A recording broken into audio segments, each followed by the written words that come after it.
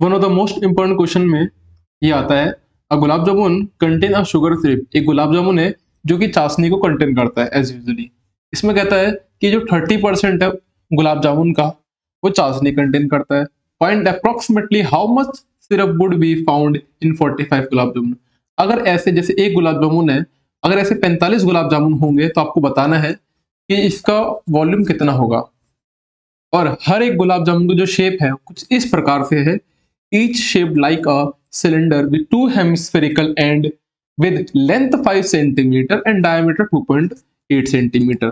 कहता क्या है बेटा कि जैसे कि एक गुलाब जामुन है जो कि hemispherical part end of the cylinder पे कंटेन करता है और उसकी जो टोटल लेंथ दे रखी है वो अपने को 5 सेंटीमीटर दे रखी है, तो हमने लिख दिया यहाँ पर।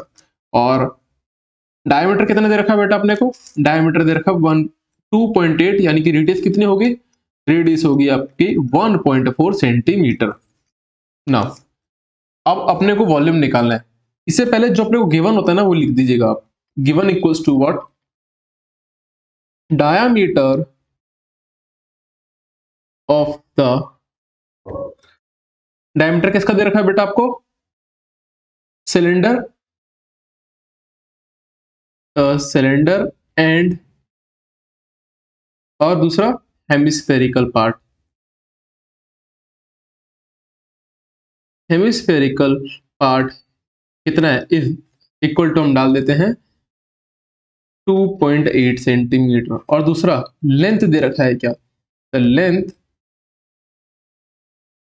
ऑफ द गुलाब जामुन, जो गुलाब जामुन का जो लेंथ दे रखा कितना, gulab jamun equals to 5 centimetre.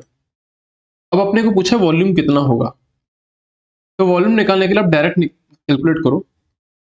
Volume of the 45 gulab jamun syrup, syrup के अकॉर्डिंगली निकालना है ना, तो आप लिख दो डायरेक्टली, लिख दो यहाँ पर सिरप। अब इस फॉर्मूले को बना रहा हूं और ध्यान से समझिएगा फॉर्मूला बना कैसे। मैं डायरेक्ट बता रहा हूं इसको करने का तरीका। 30% बोला है, 30% का मतलब होता है डिवाइडेड बाय 100। कितने गुलाब जामुन है, 45 गुलाब जामुन है, लिख देने का। इसके बाद फॉर्मूला बनेगा, देखो दो हेमिस्फेरिकल पार्ट है तो 2 इंटू हेमिस्फेरिकल पार्ट क्या होगा बेटा, 2/3 आएगा ना बेटा,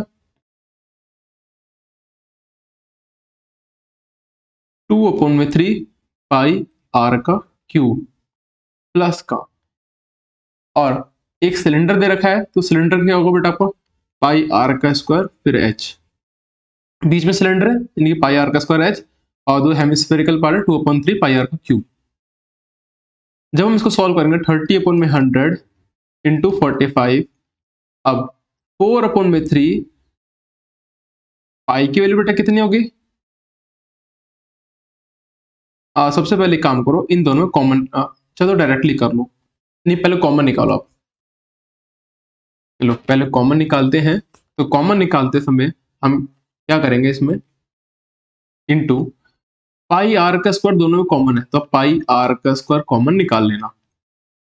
2 2 जा 4 हुआ अपॉन में 3, और पाई आर का स्क्वायर कॉमन निकलेगा तो यहाँ पर क्या बचेगा, सिंगल आर बचेगा, प्लस का पाई आर का स्क्वायर कॉमन निकला एक बचेगा, एक सिंगल एच। आफ्टर दैट इससे 0 से तो 0 कटा, 30/10 into 45 into 22/7 into pi, radius कितना है बेटा 1.4 इंटू 1.4 ब्रैकेट में 4/3, रेडियस कितना है 1.4, और हाइट कितनी दे रखी है, देखो यहाँ पर आपका रेडियस है 1.4 और यहाँ पर रेडियस है 1.4, तो बीच में कितना पोर्शन पड़ेगा बेटा आपका 2.2, तभी तो मिलाकर कितना हो जाएगा 5 हो जाएगा, तो आप लिखना 2.2 हमारा क्या है, इसकी हाइट कहलाएगी।